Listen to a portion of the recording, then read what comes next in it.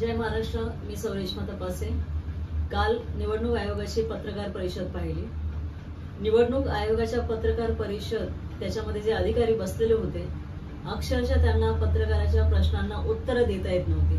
ज्याप्रमाणे आपला एक मोर्चा, सत्याचा मोर्चा निघाला होता, त्यामध्ये बरेच प्रश्न निवडणूक आयोगाला विचारले गेले होते. जसे दुबार मतदार आहेत, तेवार मतदार आहेत, किंवा खोटे मतदार आहेत, किंवा काही लोकांची मृत्यू झालेली होती, त्यांच्या ठिकाणी इतर लोकांनी जाऊन खोटे मतदान केलेलं आहे. अशा बऱ्याच गोष्टी आहेत ज्या इलेक्शन प्रक्रियेमध्ये महत्वाचा भाग आहे. आणि याच्यावरती प्रश्न विचारलेले असताना त्या प्रश्नावरती काही उत्तर, काही प्रक्रिया न देता, ना राजकीय नेत्यांना एक पण भेट दिली, आणि त्याच्या उलट जाऊन त्यांनी इलेक्शन आयोगाने एक पत्रकार परिषद घेऊन मतदानाची घोषणा करून टाकली. ठीक आहे, मतदान त्यांना आता नगर परिषद, नगर पंचायत यांच्या इलेक्शन त्यांना 3 डिसेंबर पर्यंत पार पडायचे आणि 31 जानेवारी पर्यंत महानगरपालिकेची, स्थानिक स्वराज्य संस्थांच्या निवडणुका पार पडायच्या. विषय हाच आहे की हे निवडणूक आयोग हे विकलं गेले, हे सगळ्यांच्या समोर आलेलं आहे. त्या पत्रकार बांधवांचे पण मी मनापासून आभार मानते की त्यांनी अतिशय उत्तम असे प्रश्न विचारले होते ज्याला निवडणूक आयोगाकडे उत्तर नव्हतं. ती पत्रकार परिषद बघताना एक गोष्ट अजून एक अनुभवायला मिळाली, ती म्हणजे निवडणूक आयोगाने फक्त पत्रकारांना इन्व्हाइट केलेलं होतं, फक्त पत्रकार परिषद भरवलेली होती.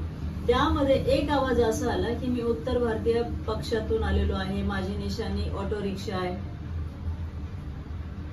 ते ऐकून मी पण हैराण झाले की ह्या पत्रकार परिषदेच्या बैठकीला हा उत्तर भारतीय पक्षाचा माणूस काय करतो, कारण ही पक्षाची बैठक नव्हती ना. मग निवडणूक आयोगाच्या बैठकीला हा उत्तर भारतीय पक्षाचा माणूस इथे काय करतो?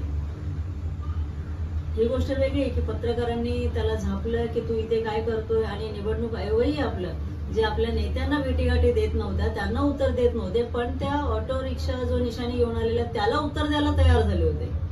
आणि त्यावेळेला पत्रकारांनी त्यांना अपोज केला की साहेब तुम्ही ह्याला उत्तर देऊ शकत नाही, कारण हा पत्रकार नाहीये, तुम्ही पत्रकार परिषद घेतली तर त्याला उत्तर देऊ शकत नाही, आणि त्याला बाजूला काढलं.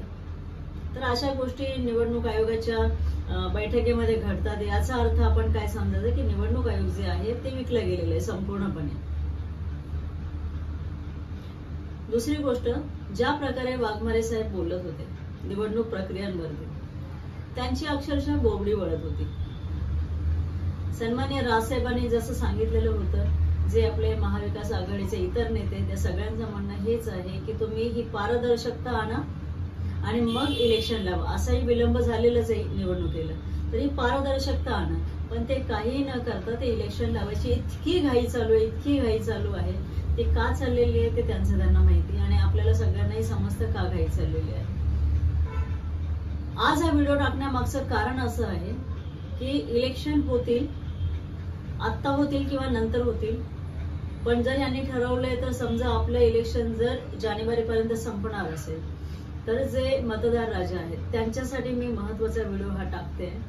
जे मतदार आहेत, हे इलेक्शन ना खासदाराचं आहे ना आमदाराचं आहे, हे इलेक्शन आहे नगरसेवकचं. नगरपंचायत, नगर परिषद असं इलेक्शन आहे. हे इलेक्शन आपल्यासाठी इतकं महत्वाचं आहे की याच्यामध्ये आपल्यातलाच एक व्यक्ती जो प्रतिनिधित्व करतो आपल्या विभागाचं, याचा आमदार आणि खासदारांशी काही संबंध येत नाही.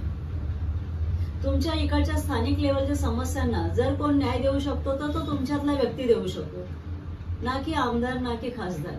त्यांची कामं वेगळी असतात. ही गोष्ट वेगळी आहे की आता त्यांना त्यांची कामं काय ते माहिती नाहीयेत, पण आमदार आणि खासदार यांची कामं वेगळी आहेत.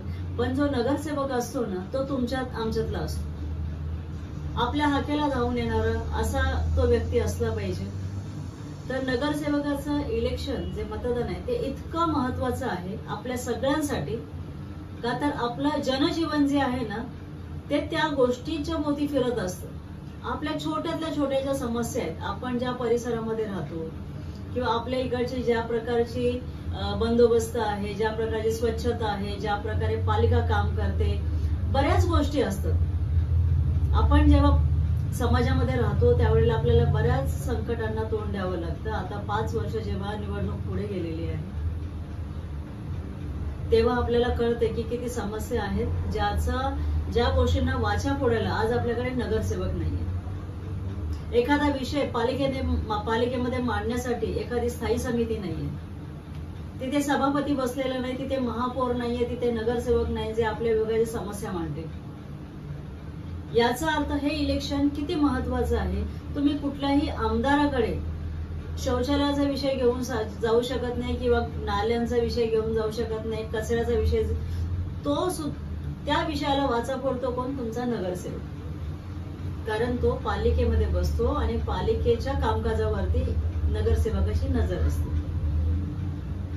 तर हे इलेक्शन इतकं महत्वाचं आहे.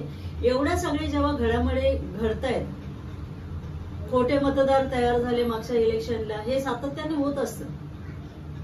जे खरा मतदार राजा आहे त्यांना माझी कळकळीची विनंती आहे की बरेच मतदार हे 5,000 विकले जातात, काही 2,000 विकले जातात, काहींना फक्त दारू दिली तरी ते मतदान करतात किंवा मटण खायला दिलं तरी ते मतदान करतात. तर ह्या आमिषांना बळी पडू नका, कारण असं केल्याने फक्त तुमचंच नाही तर तुमच्या सकट सगळ्या समाजाचं नुकसान होतंय. एखादा चुकीचा व्यक्ती जेव्हा नगरसेवक म्हणून निवडून जातो, ज्या व्यक्तीला त्याचं काम काय हेच माहिती नसेल, ज्याला भेटायला तुम्हाला वाट बघावी लागते, जे VIP बनलेले आहेत नगरसेवक, अशा व्यक्तींना निवडून देण्यापेक्षा जो तुमच्या आमच्यातला आहे, जो तुमच्या हाकेला धावून येतो, अशा व्यक्तीला मतदान करा. कळकळीची विनंती आहे, कारण जे काय चाललेलं आहे आणि आम्ही जो काही संघर्ष करतोय लोकशाही वाचवण्यासाठी, कारण हे मतदान लोकशाहीने दिलेलं आपल्याला एक सगळ्यात मोठं असं हत्यार आहे. आणि ते हत्यारच आपण जर गहाण टाकत असो एका दारू मटणसाठी किंवा 2-4 हजारांसाठी, त्याला काय अर्थ आहे?